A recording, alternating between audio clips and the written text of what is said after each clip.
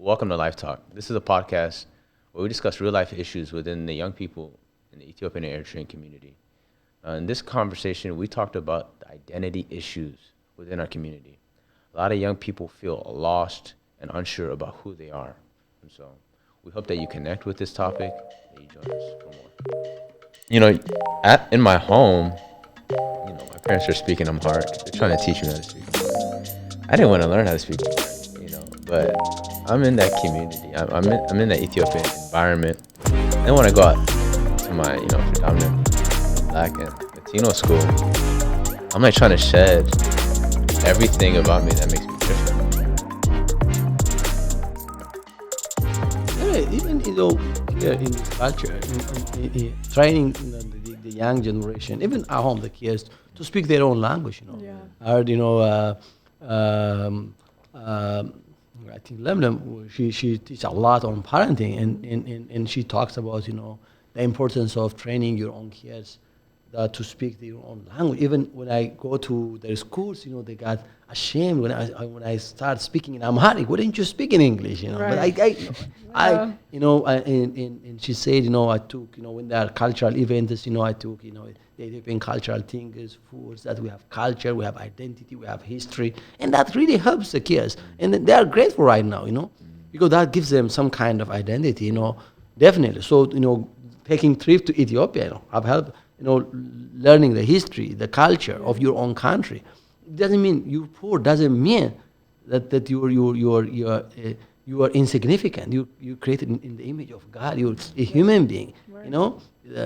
So our identity should not be built on what we have or on something that we don't have. It has to be intrinsic. It has to be being a human being. Being a human. Needs to give us worth and value, of course. But people attach worth and value to money, to the house you live in, the education that you get from. So this doesn't give you identity.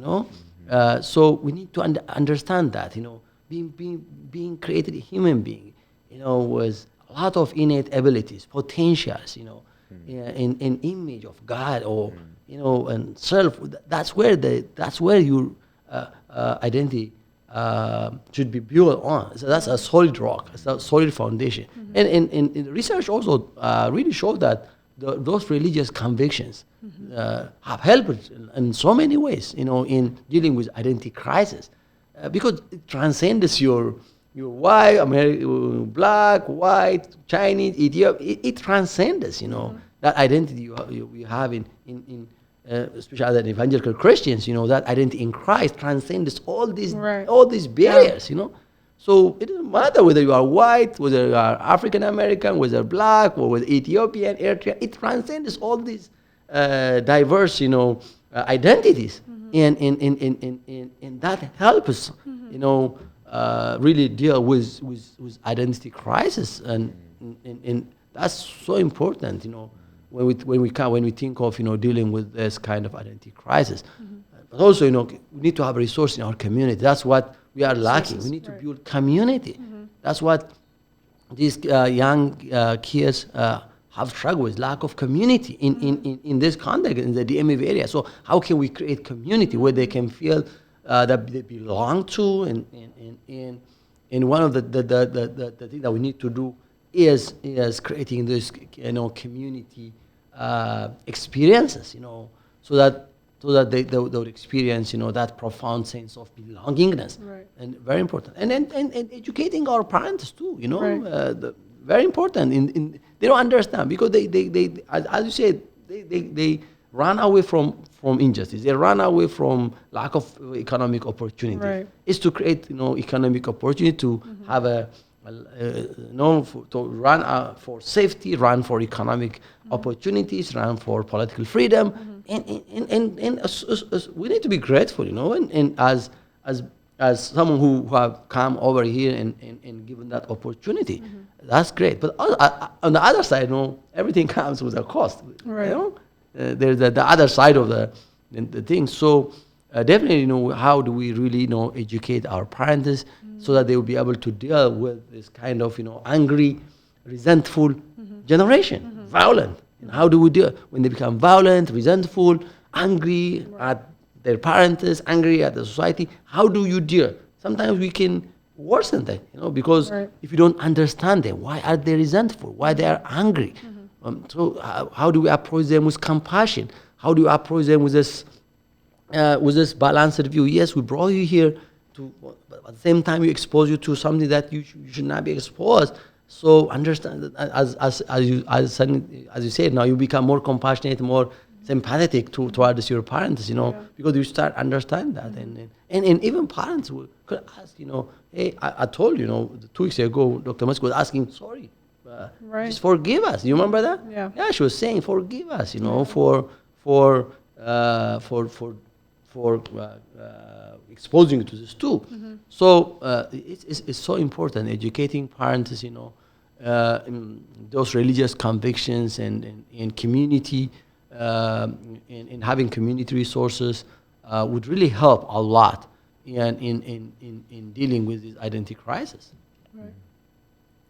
While you were speaking, honestly, I feel like there's so much, like this conversation could be like forever long, but like the one thing I wanted to one of the first few points was how you brought up your intrinsic value that's given from God, and also dealing with like your struggles, your personal struggles as like trying to find your identity within the society, whatever it is. I was actually thinking about that on my way here.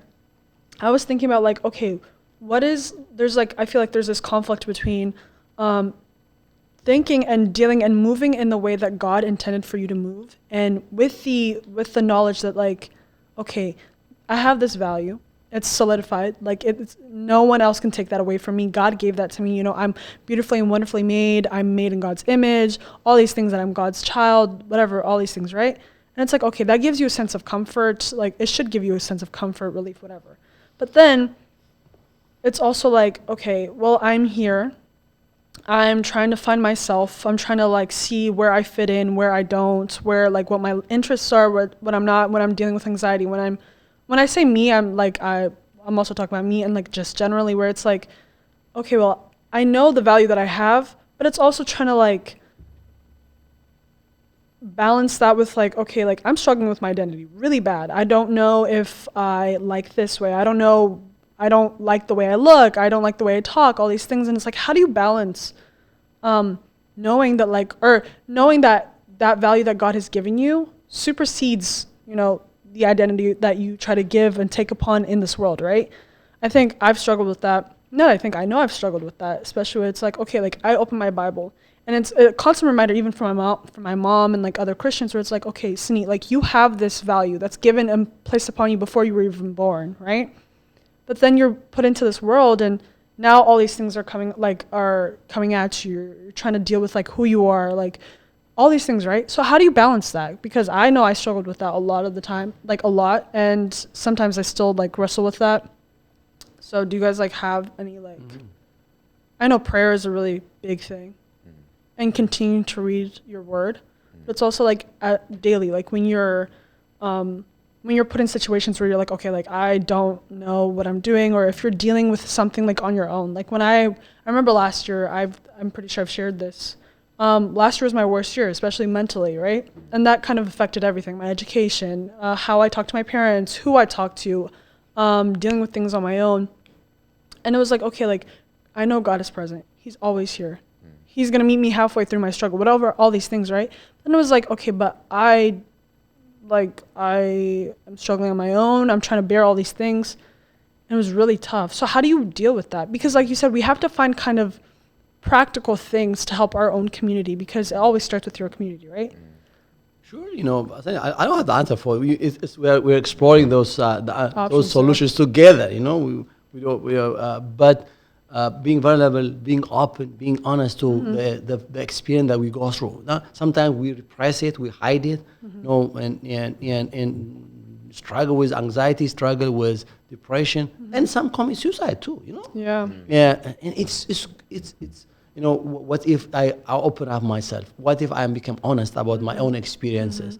A friend of mine told me, young adult, said, I just shared this with my parents for the first time. And he was relieved, So it's good to be open rather than suppress it and hide it and try to pretend that you're not struggling with. It's good to be open. This is what I struggle.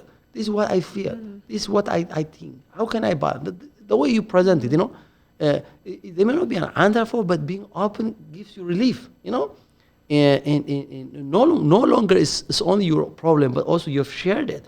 And now it's being someone else's too. So being honest, being vulnerable, and being authentic, really helps. And this is the number one the practical advice that I can give to this generation. You may be angry, you may be resentful, you may be struggling with substance abuses, and you may be struggling with depression, anxiety. Be open, be vulnerable. Come on, and to whom you trust. Maybe to your parents, maybe to even you might need to seek a professional, help, from. So that would, and some of the research showed that that those professional advices would really help a lot when you go through these kind of struggles. So, but people, they hide it, they suppress it, they cover it up and they struggle, and we know. Then when do something very bad on themselves, maybe they commit suicide. I mean, when they are lost in substance abuses and really affect their education, when they drop out of college, when they drop out of high school, that's where we. But this has been there for so many years. So it's being open, being vulnerable, being honest of our experiences when we go through that. Help us, but also conviction. Somehow this thing that we our intrinsic value we created in God's image. We are human beings. We're words. We have a words. Because this culture reduces words to money. How is your net worth? How is measured in this culture? It's by the amount of money you possess, by the amount of property you have. But human worth, human dignity is not measured by the amount of possession you have. It's not measured by how much you have. That doesn't measure. So we need to have a shift in our worldview, in the way we think, in the way we value things. We need to have a major shift. That's how this culture, shaped us to think that way. If you have money, you're somebody. If you don't have money, you're not. You're nobody. Right. If you're surrounded with so many people and you get so many likes on Facebook, on Instagram, you're fine. If you don't get, you guys are depressed. Right. So your worth is always attached with someone's approval. It is attached with the amount of money you have. Is attached with the successes you have in education, in your career, and that have impacted so much. But you need to make that distinction. That's not right. Human value and worth is not measured by the amount of money or the number of likes that you get. You are special, despite all this. So that this kind of and listen to this kind of thing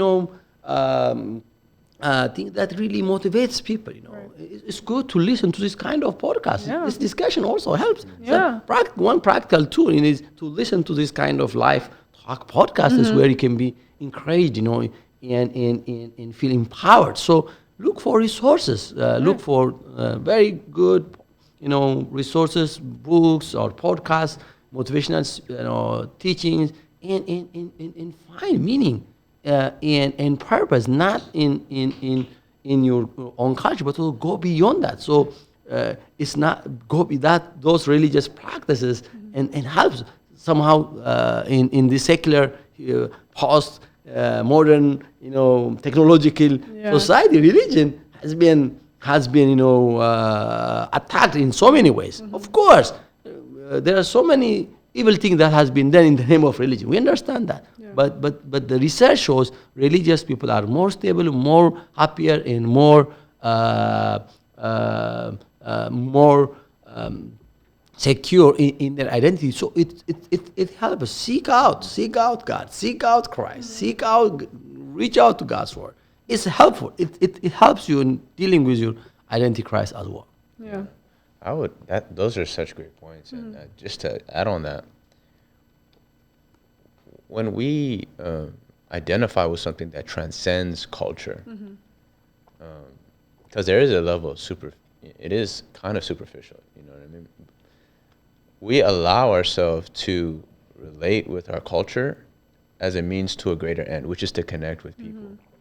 You know, like we all speak English, but it would be kind of sick if either one of us were going like, I speak English better than you, or like, or I'm really proud of the way I speak English. Right. You know what I mean? Like the point of the language is a means to connect with somebody. Right. It's not about, you know, being proud of how well you speak a language. And I think for anybody watching, like if you feel insecure, maybe you're like, you feel like you're too American and you're frustrated about the fact that you can't connect with your Ethiopian or Eritrean heritage. Yeah. Or you come from Ethiopia or Eritrea and you're frustrated with the fact that you can't connect with the American culture. I would just like really like lean into what these both are saying, and that is to not identify with those things, you know, not to find pride in those things, but to use those things to connect with people, which is much, Transcend them. which is transcendent and will allow us to be a student of the culture without being so insecure while you're trying to learn that culture, you know. So even me, like I wish I was more in touch with my Ethiopian roots, you know what I mean? And sometimes I do feel insecure. Like when I'm in Ethiopia and I can't really speak and connect, and I can't really go in taxis and go where I want to go and stuff like that. Or even when I'm in America and people ask, you don't speak Amharic? Like, what's wrong with you? You know, like allowing my identity to be not in wealth, not in race, not in my culture, but in God, fulfills that deep longing that culture never can give. Like, even if I felt like I was really immersed in either one of those cultures perfectly, that wouldn't fulfill my desire to be accepted and loved. Yeah. But I feel that in God. So now I can just relate to any culture wherever I am, just to purely connect with somebody. And I think it's beautiful. I speak my broken Amharic, you know, and proudly now, because I'm just trying to connect with you. I'm not trying to impress you. I'm not trying to feel any way about myself in this. I just want to connect with you. Yeah. So